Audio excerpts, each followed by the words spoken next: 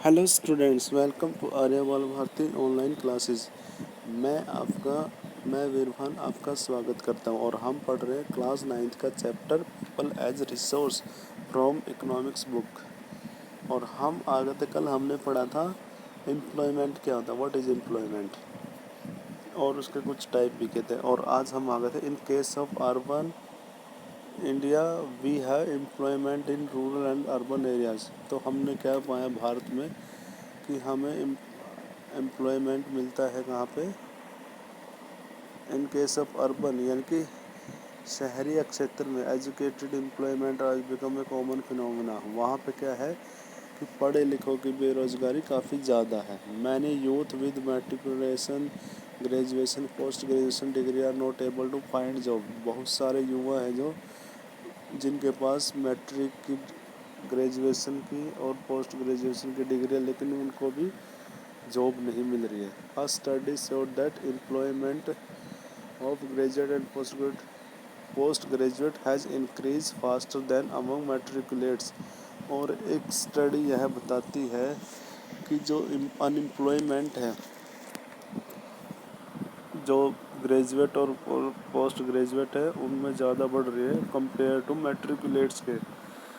A paradoxical manpower situation is witnessed as surplus of manpower in certain category coexist with shortage of manpower in other।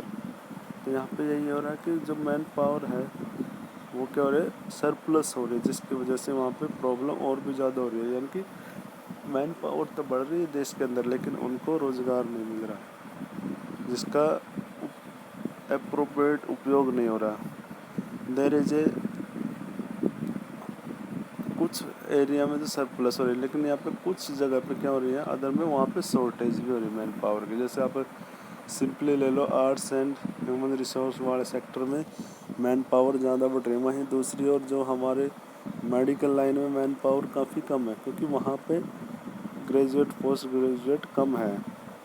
There is unemployment among technically qualified person on one hand, while there is depth of technical skill required for economic growth. तो एक तरफ तो यह होता है कि जो technically qualified person है, एक तरफ तो क्या है, अनएम्प्लॉय है, वहीं दूसरी ओर क्या है, डेप्थ ऑफ टेक्निकल स्किल। और कुछ एरिया में ऐसा होता है कि जो टेक्निकल स्किल की क्या है, काफ़ी ज़्यादा कमी है, और जो कि इकोनॉमिक ग्रोथ के लिए चाहिए।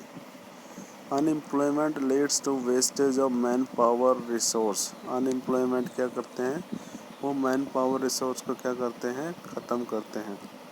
People who are an asset for the economy turn into liability. अब यहाँ पे जो लोग देश के लिए संपत्ति का काम कर रहे थे, अब वो क्या होगा, उनके लिए दायित्व हो, लायबिलिटी, यानी कि बोझ बन गए अब देश के ऊपर। अगर काम करवाते तो उन लोगों से वो देश की तरक्की के कारण बनते, लेकिन अब क्या हो गया, वो liability. There is a feeling of hopelessness and despair among the youth. इस प्रकार युवाओं के बीच में डिस्पेयर की, निराशा का भाव आ गया है। People do not have enough money. लोगों के पास इतने पैसा नहीं है कि टू सपोर्ट देयर फैमिली, अपने परिवार का क्या कर सके, वो सपोर्ट कर सके। Inability of educated people who are willing to work to find gainful employment imply great social waste। अब उन लोगों के, जो पढ़े लिखे लोग हैं, जो अयोग्य हो गए हैं, हालांकि काम करने के लिए वो, उनको गेनफुल एम्प्लॉयमेंट नहीं मिल रहा, जैसा वो रोज़गार चाहते थे वो नहीं मिल रहा, जिससे क्या हो रहा है, सोशल वेस्ट हो रहा है। Unemployment tend to increase economic overload. और वहीं दूसरी ओर जो ये बेरोज़गारी है, वो क्या होती है, अर्थव्यवस्था के ऊपर और भी ज़्यादा बोझ डालती है। The dependence of unemployed on the working population increases. तो यहाँ पे क्या हो रहा है, अनएम्प्लॉयड होते हैं, जो वर्किंग पॉपुलेशन होती है, वो क्या हो रही है, बढ़ती जा रही है। उसके ऊपर जो काम करने वाले लोग हैं ना, उनके ऊपर बोझ बढ़ रहा है इससे। The quality of life of an individual as well as of society is adversely affected। तो यहाँ पे क्या है, जो क्वालिटी है किसी भी इंडिविजुअल की, वो क्या हो रही है, बुरी तरह से प्रभावित हो रही है। When a family has to live on a bare subsistence level there is a general decline in its health status and rising withdrawal. तो यहाँ पे क्या है, जब कोई फैमिली में होता है has to live on bare subsistence level, वो केवल जीवन निर्वाह के लेवल पे रहता है, there is a general decline in the health status. तो वहाँ पे आप ये देखते हैं कि जो अपना सिर्फ काम चला ही रहा है तो उसका हेल्थ स्टेटस भी कम होगा और स्कूल सिस्टम में भी विड्रॉल होगा, यानी कि स्कूल में भी नहीं जा पाएंगे उसके बच्चे। Hence unemployment has detrimental impact on the overall growth of an economy. तो इस प्रकार हम देखते हैं कि अनएम्प्लॉयमेंट है उसका अर्थव्यवस्था के ऊपर बहुत बुरा प्रभाव पड़ता है, अर्थव्यवस्था के विकास के ऊपर। Increase in unemployment is an indicator of depressed economy. और यही है, जब बेरोजगारी बढ़ेगी तो वो किस चीज़ का इंडिकेटर है कि इकोनॉमी भी क्या हो गई है, बुरी हो गई है। It also waste the resource that could have been gainfully employed. यह उन रिसोर्स का भी क्या है, वेस्टेज है, जिनको हम अच्छे से गेनफुल एम्प्लॉय कर सकते, यानी फ़ायदा उठा सकते थे। If people can not be use as a resource they naturally appear as a liability of the economy. यही बात है, अगर लोगों को अच्छे से रिसोर्स नहीं बनाया गया तो स्वाभाविक है वो क्या हो जाएंगे, लायबिलिटी हो जाएंगे, अर्थव्यवस्था के लिए क्या हो जाएंगे, बोझ हो जाएंगे। इन case of India statically the unemployment rate is low. और भारत के केस में तो क्या है, स्टैटिकली तो क्या है, अनएम्प्लॉयमेंट रेट क्या है, लो है। A large number of people represented with low income and productivity are counted as employed. तो यहाँ पे क्या है, ज़्यादा संख्या में लोग हैं ना, उनको इनकम लो मिल रही है और उनकी प्रोडक्टिविटी जो काउंट की जाती है, हालांकि काउंट उनको किया जाता है कि वो एम्प्लॉयड है। They appear to work throughout the year but in terms of their potential and income it is not adequate for them. हालांकि वो काम तो करते हैं साल के दौरान, लेकिन उनकी पोटेंशियल के अकॉर्डिंग जो इनकम है वो एडिक्वेट नहीं है, यानी कि सही नहीं है, उनको इनकम उसके अकॉर्डिंग नहीं मिल रही। The work that they are pursuing seem force upon them.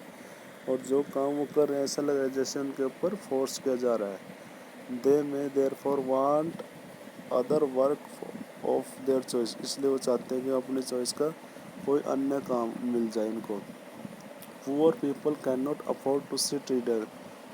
और जो गरीब लोग हैं वो अफोर्ड नहीं कर सकते कि बेकार बैठना, वो सोचते कि जैसे भी काम है उसको कर लें। They tend to engage in any activity.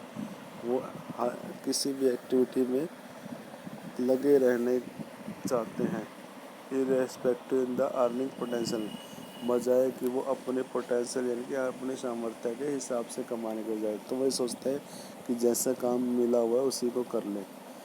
There earning keeps them on a bare subsistence level. और इस प्रकार उनकी जो अर्निंग है वो उनके निर्वाह के लेवल तक ही रखती है। यहाँ पिक्चर में देखो, picture 2.6। Can you remember how much did you pay when you asked him to mend your shoes और स्लीपर। यहाँ पे ये है कॉबलर है, तो आप इमेजिन करो कि आप उसको कितने रुपए दे सकते हो जब आप अपने जूते उनसे ठीक कराओगे तो, ठीक है। Moreover the employment structure in characterise by self employment in the primary sector. और ज़्यादा से ज़्यादा हमारे यहाँ पे एम्प्लॉयमेंट कौन से सेक्टर में, प्राइमरी सेक्टर में, यानी कि कृषि क्षेत्र में। The whole family contribute in the family even though not everybody is really needed. सारा का सारा परिवार क्या होता है, वो खेतों में काम करते हैं, हालांकि उनकी आवश्यकता भी नहीं होती। So there is a disguise employment in the agriculture sector. तो एग्रीकल्चर सेक्टर में क्या है, हम यहाँ क्या पाते हैं, कौन सी बेरोजगारी है, छिपी बेरोजगारी। But the entire family share what has been produce. लेकिन पूरी की पूरी फैमिली शेयर तो करती है जो भी उनकी इनकम होती है। This concept of sharing of work in the field and the produce raises reduce the hardship of unemployment in the rural sector. इस प्रकार ये सारे के सारे लगे जितने लोगों की आवश्यकता भी नहीं होती है, तो कह सकते हैं रूरल एरिया में तो अनएम्प्लॉयमेंट की जो हार्डशिप है, कठिनाई है, वो तो कुछ कम हो जाती है। But in this does not reduce the poverty of the family. लेकिन इससे परिवार की जो गरीबी है उसको ख़त्म नहीं किया जा सकता। Gradual surplus labour from every household tend to migrate from village in the search of job. और धीरे धीरे कर जो सरप्लस लेबर होता है, इनके जिस काम में जो फालतू आदमी लगे हुए थे वो क्या होते हैं, वहाँ से वो माइग्रेट हो, यानी कि वहाँ से किसी दूसरी जगह पे जॉब की तलाश में जाने लग जाते हैं। Let us discuss about the employment scenario in the 3 sector mention earlier. चलो अब हम इन तीनों सेक्टर जो हमने मेंशन किए हैं उनके ऊपर डिस्कस करते हैं। Agriculture is the most labour absorbing sector. Agriculture क्या है, इसमें सबसे ज़्यादा वो एम्प्लॉयमेंट मिला हुआ है और सबसे ज़्यादा लेबर उसी के अंदर लगे हुए हैं हमारे अर्थव्यवस्था में। In recent year there has been a decline in the dependence of population on the agriculture partly because of disguise unemployment discussed earlier. और पिछले 10 सालों में हमने देखा है कि इसके अंदर डिपेंडेंसी काफ़ी कम हुआ है, क्योंकि वहाँ पे देखा डिस्गाइज अनएम्प्लॉयमेंट काफ़ी ज़्यादा, जो हमने अभी डिस्कस किया था। Some of the surplus labour in agriculture has move to either the secondary or tertiary sector. और हमने क्या देखा, जो सरप्लस लेबर था एग्रीकल्चर में वो या तो सेकेंडरी सेक्टर में आ गया या फिर वो टर्सरी सेक्टर में लग गया है। In the secondary sector small scale manufacturing is the most labour absorbing.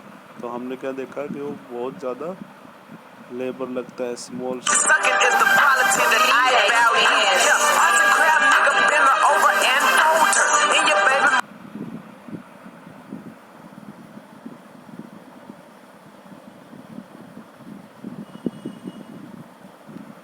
In agriculture तो वो कौन से सेकेंडरी और टर्सरी सेक्टर में लग गए हैं।